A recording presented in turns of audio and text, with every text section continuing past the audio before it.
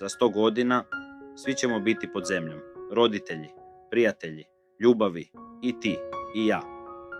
U kućama za koje smo radili desetljećima živjet će stranci. Naše blago tuđe.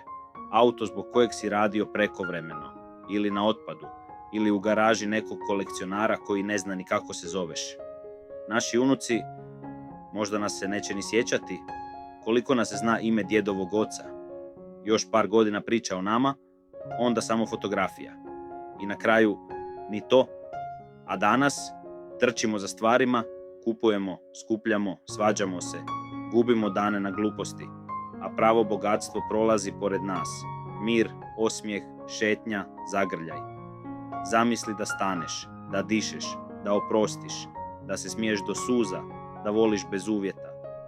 Jer sve što gomilamo završit će u tuđim rukama. A ono što osjetimo, to je jedino što ostaje. Još ima vremena. Ne čekaj sutra. Živi sada.